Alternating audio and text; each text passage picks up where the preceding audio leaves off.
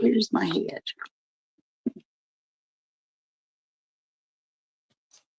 Good evening, everyone. How are you doing today? Uh, Sharon Schultz here, also known as the Bay Lady. And tonight is our Nancy Drew Mystery Story Hour. Yay! Um, we're going to continue reading Volume 5, actually, of Nancy Drew Mysteries by Carolyn Keene. We'll be continuing with The Secret of Shadow Ranch. I'm going to get myself comfortable here and relax, as I hope you will too. Everybody have a nice drink with them, maybe a nice cup of tea or a glass of wine, even something like that. Yeah. Okay. So, a couple things about my tours. Tonight they're running on Twitch for the first time, actually. Twitch and YouTube and Facebook Live. Whoops, wrong way.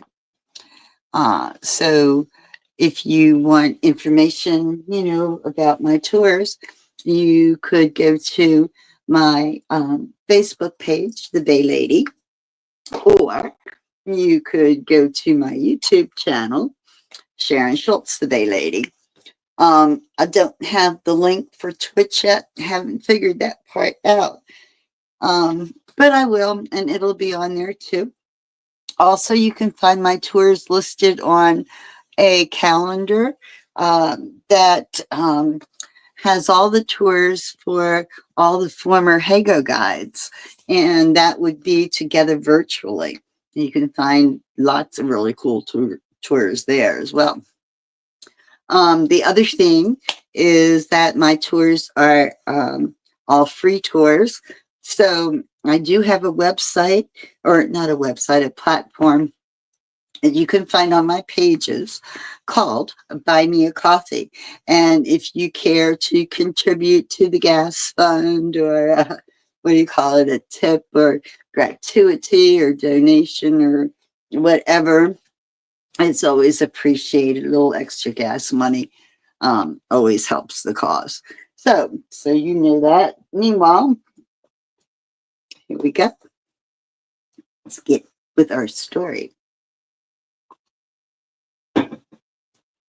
Let's see. Oh, let me bring this a little closer. Okay.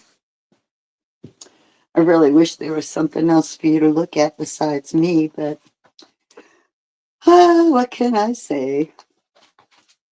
All right, so this is I think my volume's good. This is chapter 4.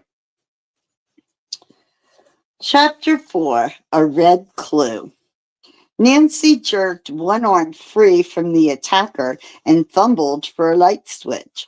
Her fingers found it, and the ceiling lamp over the dining room table went on. Clinging to her was Mrs. Thurmond, the cook. She wore an old-fashioned nightgown, and her head bristled with curlers. She let go of Nancy like a hot branding iron. "You!" she exclaimed. "Yes, me," Nancy replied, suppressing a smile. "I'm as surprised as you are, Mrs. Thurmond."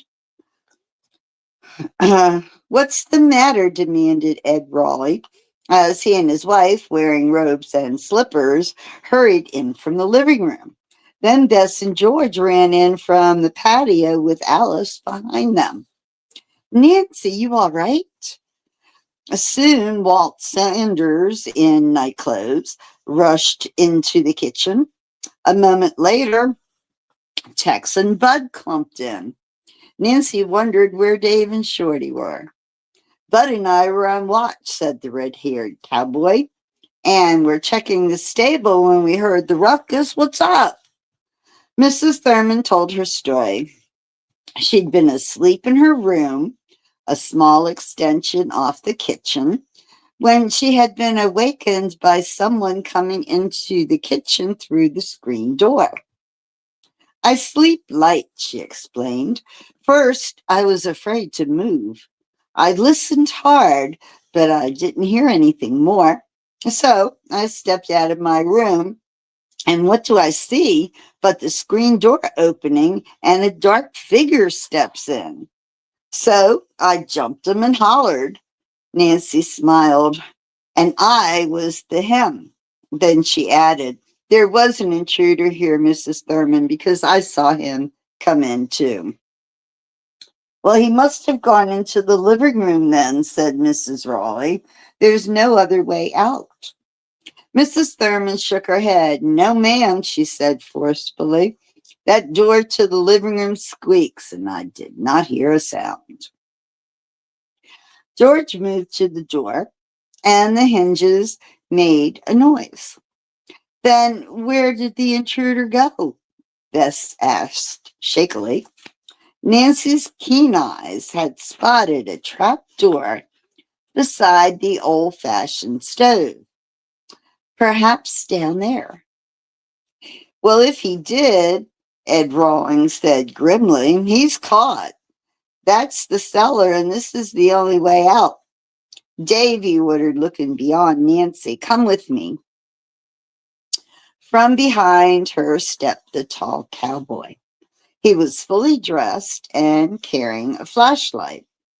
She turned and saw Shorty Steele standing just inside the screen door. He, too, was in his working clothes. When had they arrived? And why hadn't they gone to bed after coming off patrol duty? As Ed Rollins lifted up the trap door, Nancy said, I'd like to go too, Uncle Ed. The man hesitated, then said, all right, but you stay well behind us. The cowboy turned on his flashlight, and Nancy followed the men down a flight of wooden stairs, which was empty except for a row of shelves against one wall. At Nancy's request, Dave held his light downward so she could look for footprints, but the earth floor was hard packed and she could see no marks on it. When the trio returned to the kitchen and reported no sign of the intruder, the cook shook her head. He was a phantom, she declared, just like that horse. Now, Mrs. Thurman, said Aunt Bet, maybe you were so excited you didn't hear the intruder go through the living room door. The little woman looked indignant. I have excellent hearing, she stated, and that door positively did not squeak. Nancy found it hard to doubt Mrs. Thurman's word. The young sleuth turned to Dave. Did you just come from the bunkhouse? No, Dave said quietly. I was doing some extra investigating. Whatever that means, Nancy thought. She noted that Shorty had said nothing. Mr. Rollins did not query the men. A few minutes later, everyone went back to bed except Tex and Bud. Nancy awoke at dawn and puzzled over the problem. Who was the intruder? What was he after? Where had he gone? Quietly, she arose and dressed, then went to the kitchen to make herself a cup of tea. Not wanting to heat the big kettle of water, which stood on the old-fashioned range, she took a small pot from a hook on the wall and carried it to the sink. She turned one of the faucet handles, but no water came out. Surprised, Nancy tried the other with the same result. Well, that's strange. I'll ask the girls about it. She hurried to the bedroom and woke them. Bess and George said this had not happened before, and George went to tell her aunt and uncle. In a short time, The hastily dressed rancher appeared, completely puzzled. He led the way past the stable and the corral to a frame shed. Inside were an electric generator and pump. After examining the machinery, Ed Raleigh said one grim word: sabotage. He showed the girls where some of the bearings were missing. We'll need new ones before we can have any water. It's a shame, George declared. When do you think this mischief was done? And where were the guards? What difference does it make? Her uncle said with a sigh. The men can't be everywhere at once. What about Chief? Nancy asked. He didn't bark at the saboteur. Does this mean he knows him? Ed Rawlings' jaw tightened. I'd trust Sanders, Bud, and Dave with my life. They came highly recommended by friends of mine. As for the others, I accuse no man without proof. Nor would I, Nancy said quietly, and began looking for evidence. On the wooden floor were damp daubs of red earth. Outside the building was a wet patch of the same color, but the prints were too confused to be distinguishable. Whoever damaged the pump may still have this kind of mud on his boots, Nancy thought. The rancher's face was gray with worry. This pump will have to be fixed as soon as possible. After the windmill in the East Meadow was wrecked, I had to start using this pump, which only supplied the house, to water my cattle. There's another mill in the big meadow, but its supply is not enough for them. We're lucky to have one other source of spring water. The three girls volunteered to carry water to the kitchen. They went to get buckets from Mrs. Thurman, who was pale and tight-lipped. She handed them kettles and large pots. Bess led the way around the kitchen to the spring house, a windowless adobe structure built into the back wall of the kitchen. George opened the heavy wooden door, and the girls stepped down onto an earthen floor. It was cool and so dim they could barely see the small stream of water coming from a pipe in the center.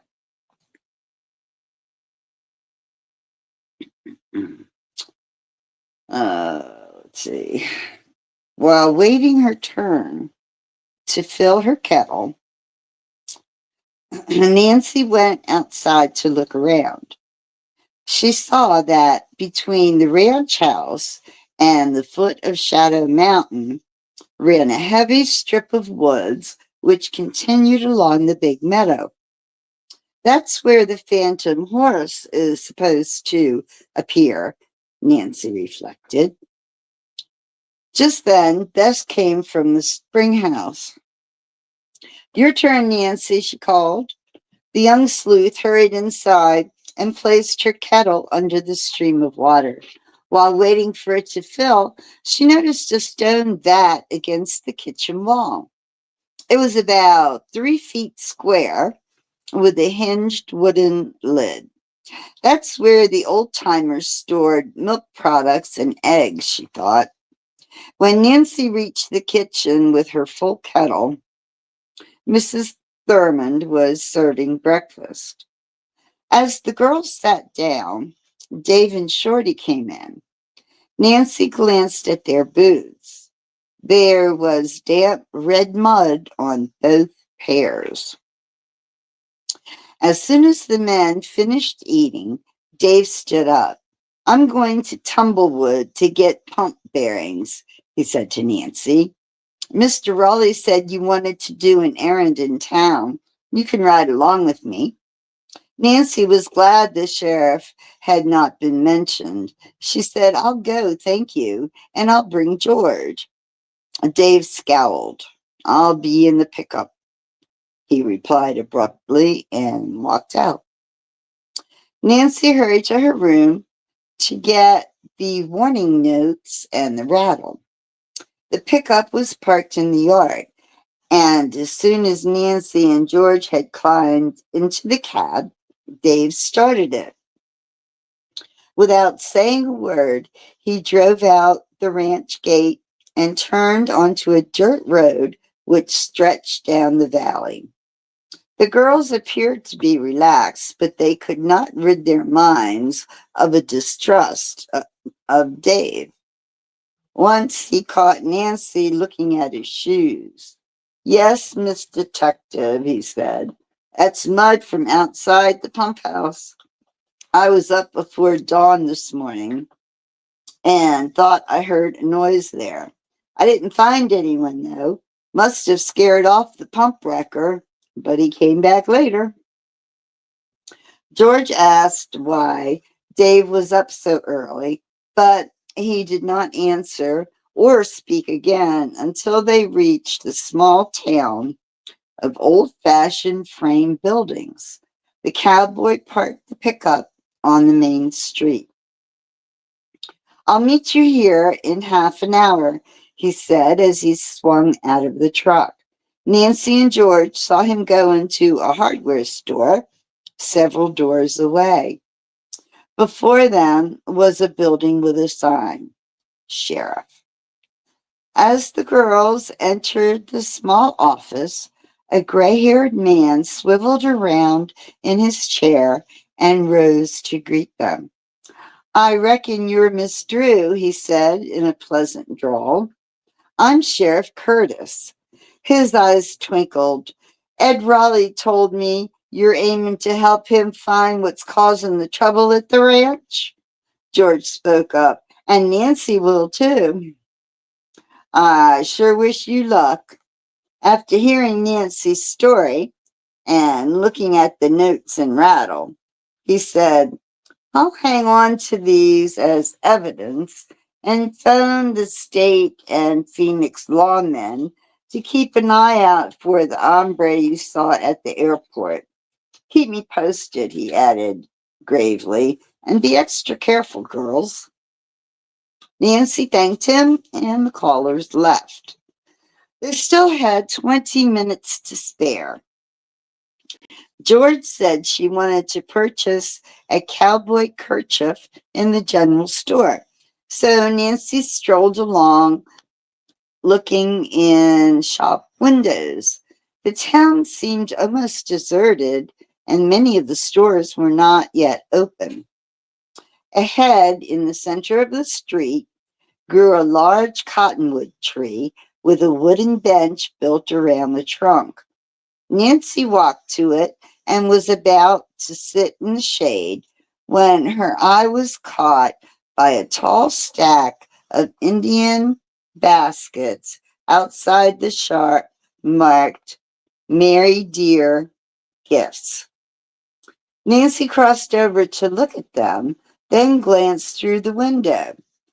Startled at what she saw, Nancy almost cried out. The shop was empty, except for a man with a blank kerchief covering his face to the eyes.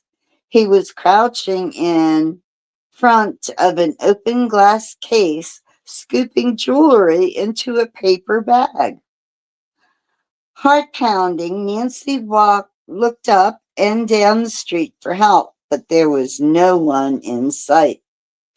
Boldly, she stepped to the open door of the shop. "Drop that bag," she ordered. With a startled gasp, the man whirled, then charged straight at her. Chapter 5, Desperado's Gift.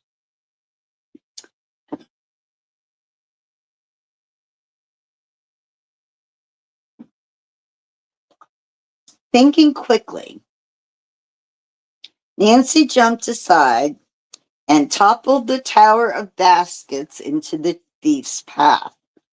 With a cry, he stumbled among them and pitched forward, the bag of loot flying from his hand. Help, shouted Nancy as she ran into the street and picked up the paper bag. Sheriff!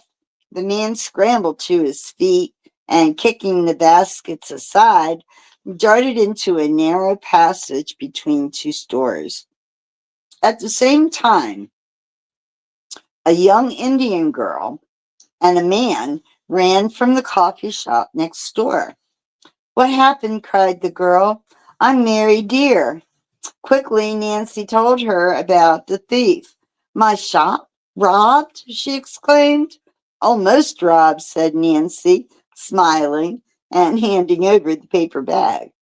As the girl thanked her warmly, George, Dave, Sheriff Curtis, and a few merchants ran up. Nancy repeated her story rapidly and described the thief. He wore a black kerchief over his nose and mouth, was in shirt sleeves, and had on dark trousers. As the men dashed into the passage where he had vanished, Nancy turned to the Indian girl. She was wearing a vivid red beaded dress and had a glossy black braid over each shoulder. Nancy introduced herself and George. Gratefully, Mary Dear said, You were wonderful to get this back for me, Nancy. I would like to give you a reward. That's not necessary. I'm just glad I could help. Mary Dear invited the girls into the shop, which was cool and smelled of leather goods. To one side stood a long glass case containing shells of jewelry. One front panel was open and a shelf was empty. There's no lock on the case, Mary explained. I guess I shouldn't have left the shop open, but I never expect customers this early. Then she added, Where are you from? You don't sound like a Westerner. Nancy explained that she was a visitor at Shadow Ranch. The Indian girl smiled. Then I have the perfect reward for you. She reached into the paper bag and took out a small gold object. It was a lady's old-fashioned watch on a pin. How beautiful, Nancy exclaimed. But I can't accept it. Surely you can sell this watch. Mary Dear shook her head. This is not for sale. I had it on display in my antique jewelry case. Since you were from Shadow Ranch, it shall be yours. But what has the ranch to do with it? Nancy asked, curious. The Indian girl explained that the watch had been a gift to Frances Humber from her outlaw sweetheart. Here is his initial, she said, and pointed to a V and the date, June 1880, inscribed on the back lid. Then she turned the watch over and showed Nancy a heart inscribed on the front. That was Valentine's symbol, said Mary Dear. Legend says he used it on personal belongings like his belt buckle and rings. Even the brand on his horse was a heart. He sounds like a romantic man, remarked Nancy. Mary agreed. He left Frances a treasure, she went on, but she never received it. A treasure? Nancy said. What was it? Mary shrugged. Valentine's will merely stated that his personal fortune was to go to Frances and her heirs. The will did not tell where or what the treasure was. Some believed it was hidden on Shadow Ranch. Nancy's heart leapt with excitement. Maybe this could explain the sabotage at the ranch. Someone wants to force the Raleighs off the property in order to search for the treasure, Nancy thought. Do many people know about this? George asked.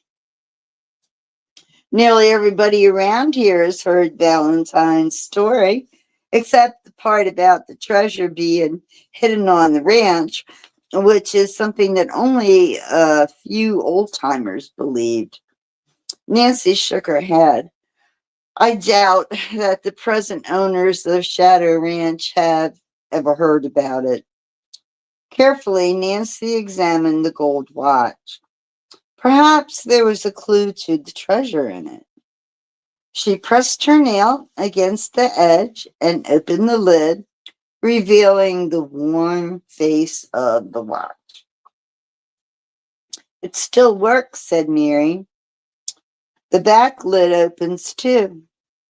Nancy was disappointed to find that there was no picture or inscription inside either place. Where did you get the watch? She asked. It was in the box of things I bought at an auction, the Indian girl replied. She explained that the items had belonged to an old resident of Tumblewood, Miss Melody Phillips, who had been a girlhood friend of Francis Humber. She died in the East, and her parents, who still lived on the ranch, gave these mementos to Miss Melody. I know this history because it was written on the cover of the box. Do you still have that? Nancy asked eagerly. The Indian girl shook her head regretfully. I threw the box and the other items away since they were worthless. You must take the watch, Nancy, she added earnestly. Please. Not wanting to hurt the girl's feelings, Nancy consented. As she was thanking her, Dave strode into the store. He reported that the thief had not been caught. Sheriff says he'll keep an eye out for him, Mary. That's good, the young shop owner said, then showed Dave the watch. I'm giving this to Nancy, she added, and repeated the history of the timepiece. Dave seemed to be interested and examined the watch closely. When he returned it, Mary pinned it shyly to Nancy's blouse. As the girls were leaving the shop with Dave, Nancy noticed a small pastel drawing popped up on the counter. What a beautiful scene, she remarked. Mary said it was the work of an artist who lived on Shadow Mountain. Struck by the lovely western landscape, Nancy bought the picture. When the group walked outside, Nancy saw a tall man in black jacket and pants seated on the bench under the cottonwood tree. He wore a black 10-gallon hat, and his light brown eyes followed Nancy as she passed him. It seemed to her that his gaze was fastened on the watch. Could he be the frustrated thief?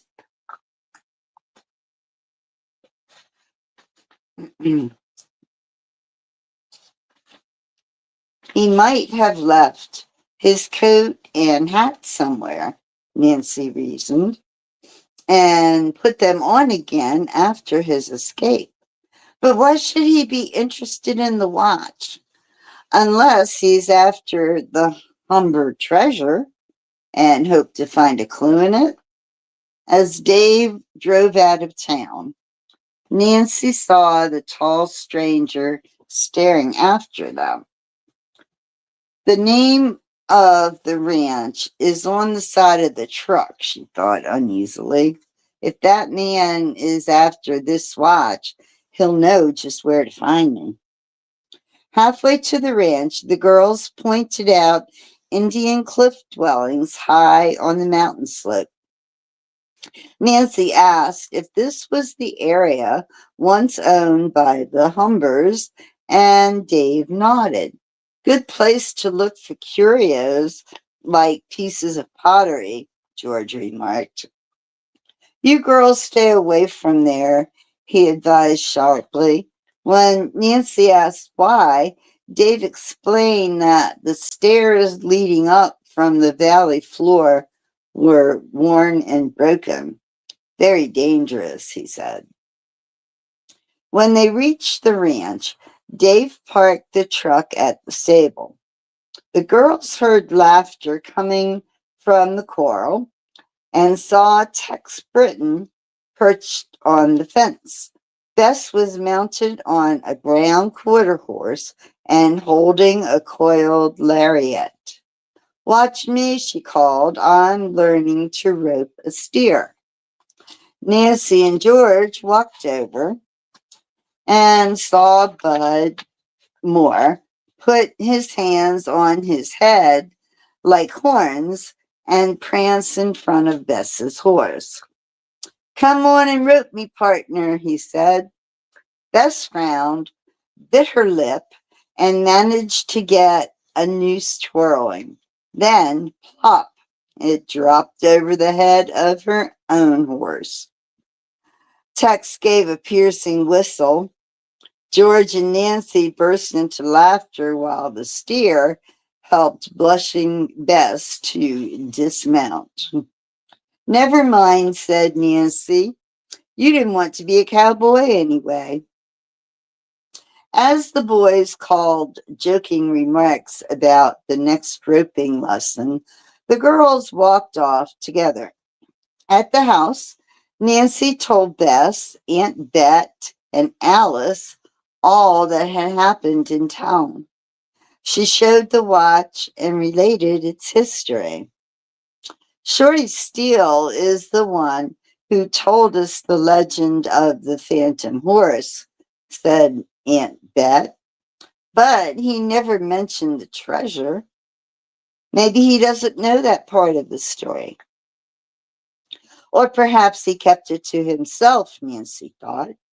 Aloud, she said, would it be all right if we hunt for the treasure? Oh, by all means.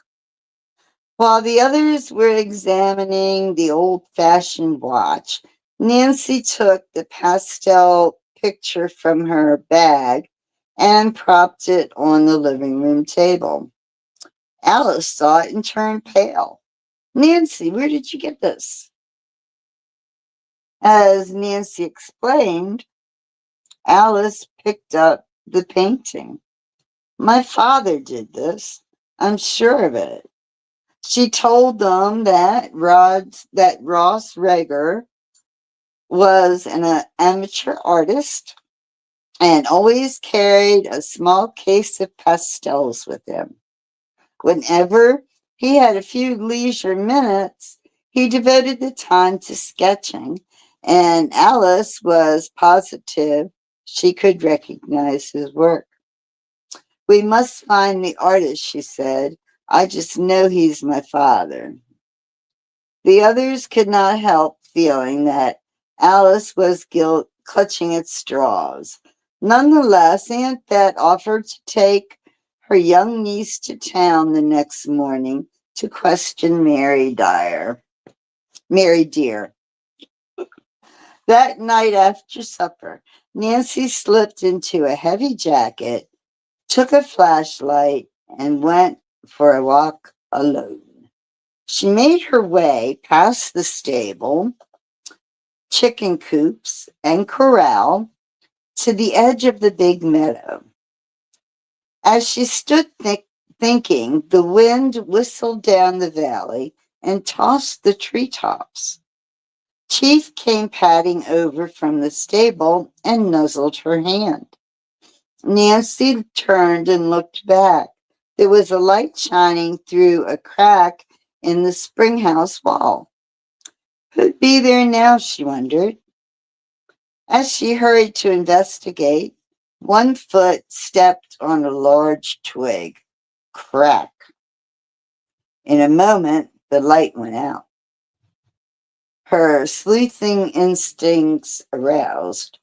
Nancy tiptoed to the door, pulled it open, and shone her flashlight inside. It was empty. A shiver ran up Nancy's spine. It was impossible. She walked away slowly, puzzling over the incident. Suddenly, a long, weird whistle sounded in the direction of the meadow. From among the bordering trees, as if in response to the whistle, galloped a white, filmy horse, the phantom.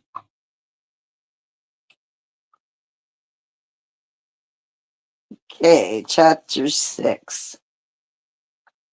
Shorty's shortcut. Shorty shortcut. Okay.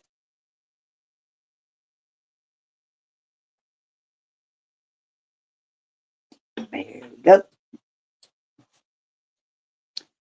Okay, for a moment, Nancy froze at the sight of the ghostly steed galloping across the meadow.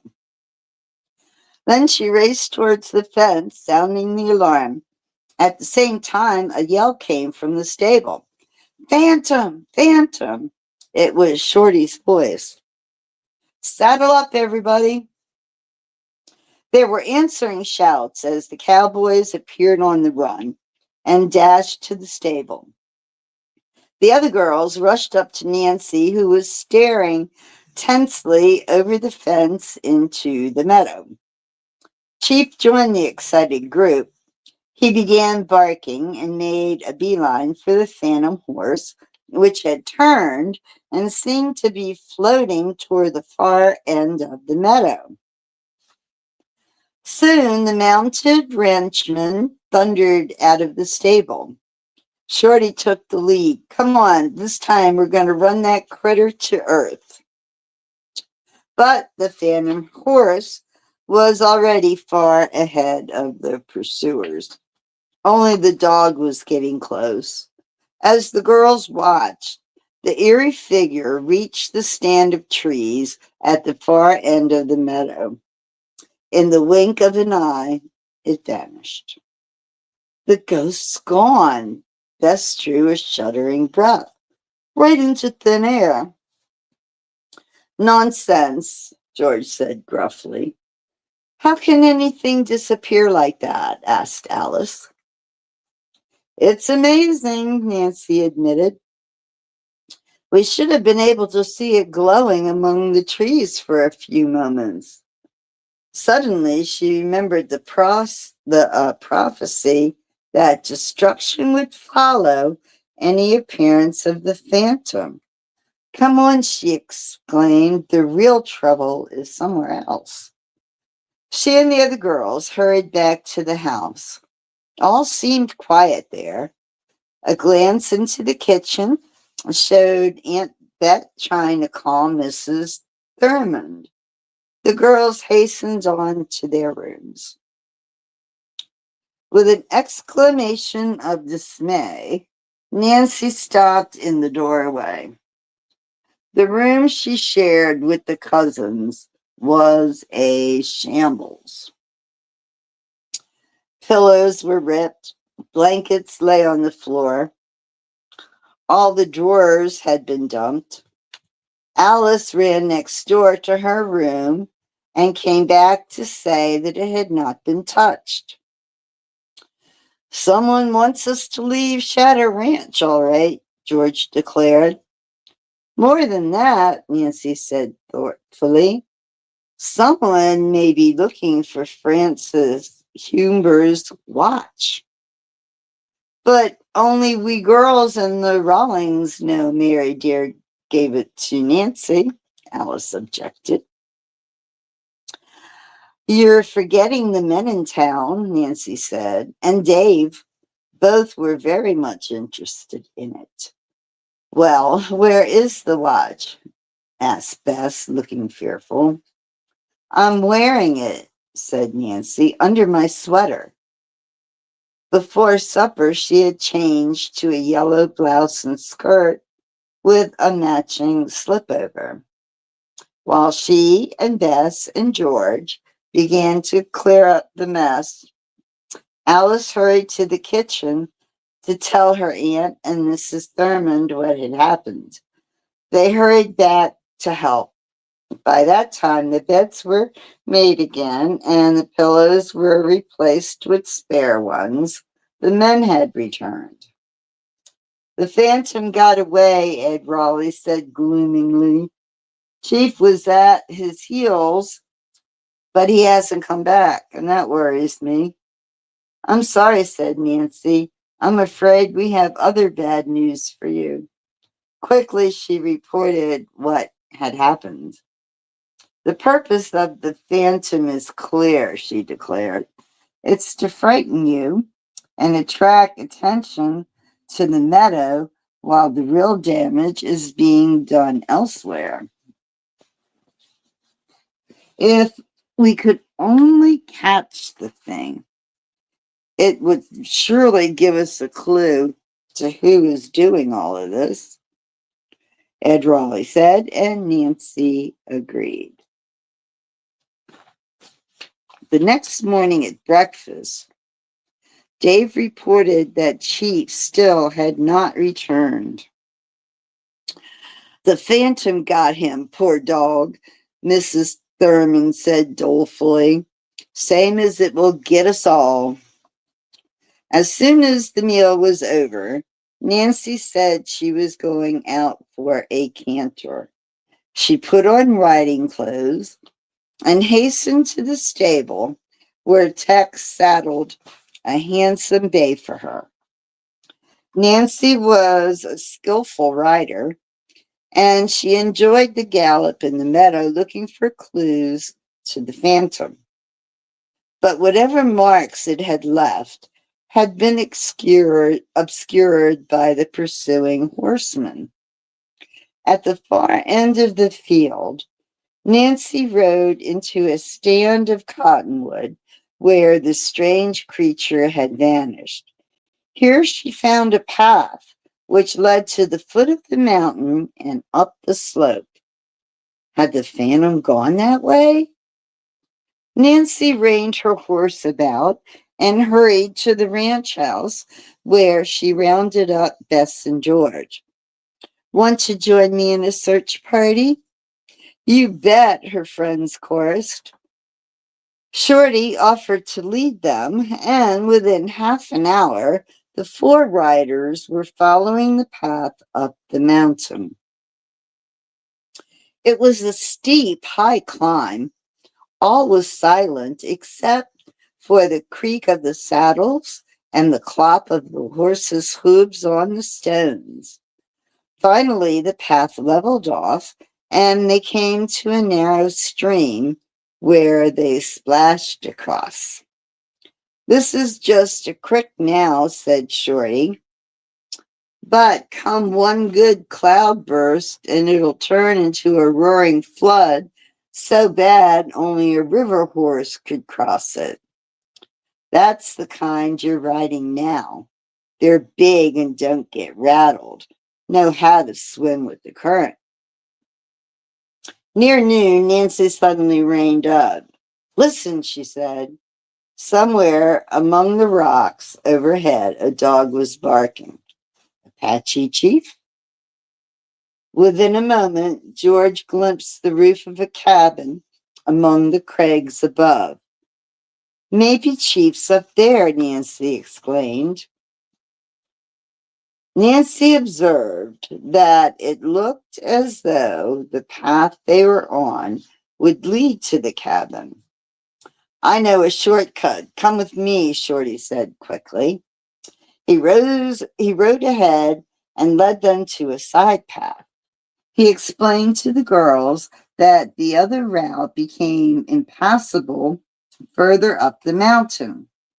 After they had ridden for 15 minutes, Shorty stopped, pulled off his hat, and wiped his forehead with his bandana.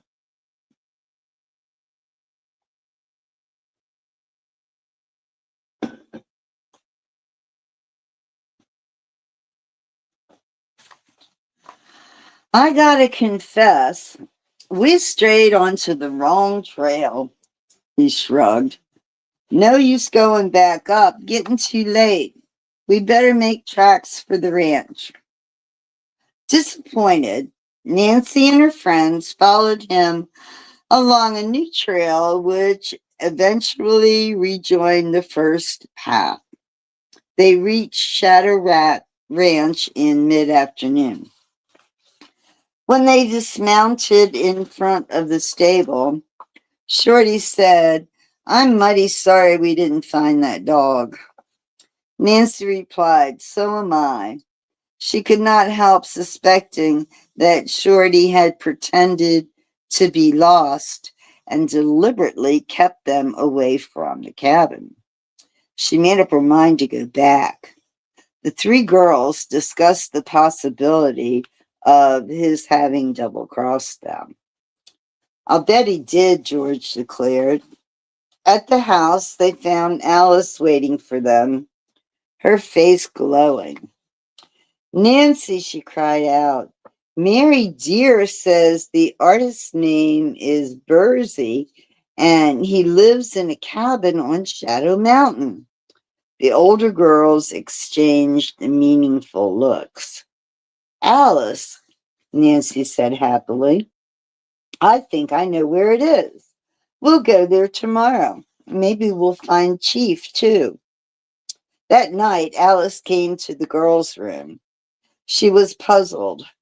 If the artist was her father, why was Chief with him? "I wish I could answer," said Nancy. "And Alice, dear, please don't get your hopes up too high. It may not be the cabin where the artist lives, although I have a hunch it's connected to the mystery of Shadow Ranch." As Nancy spoke, she was turning the old-fashioned watch over in her hand. Absently, she ran her finger along the front edge and suddenly felt a tiny obstruction. She pushed it, and instantly a thin lid sprang forward. "Why, it's a secret compartment," she exclaimed. On the top side of the lid was the small, faded photograph of a handsome man with flowing dark hair. "That must be Dirk Valentine," Nancy cried, and showed it to the other girls. In the frame next to the picture of the man, was a tiny corner from another picture. "That one's been torn out," said Alice. "It must have been a photo of Francis Humber." Carefully, Nancy removed the old picture. On the back, in faded ink, was the initial V. In tiny script under it were the words, "Green Bottle Inn." "And where?" asked George. "Perhaps the place is named on the back of the missing photograph," Nancy suggested.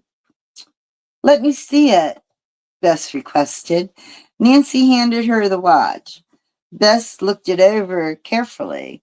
Finally, she sighed, replaced the picture, and put the timepiece on the dresser. "What can that odd message mean?" At that moment, the girls heard a dog whining. It came from somewhere in the darkness beyond the porch. Alice jumped up. "Listen," she exclaimed. "Maybe that's Chief."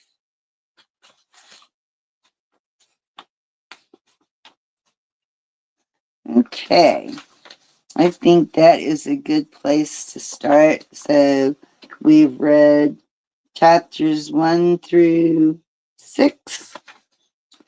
And so next Sunday night, then, we will start with chapter 7. It'll take us a few weeks to read through, just doing like, 3 chapters a night, depending on their length and my speed. Will take us, a few weeks, right? A few Sunday nights to kick back and have someone read you a bedtime story, right? With that. Okay, well, I am going to call it a night here myself, and I'll see you all again soon. I think Tuesday. Is it Tuesday? Yeah, I think Tuesday I have a haunted ghost tour, Ellicott City. Oh yeah, I'm doing Courthouse Hill. So that should be interesting Tuesday afternoon, I believe. So until then, y'all take care.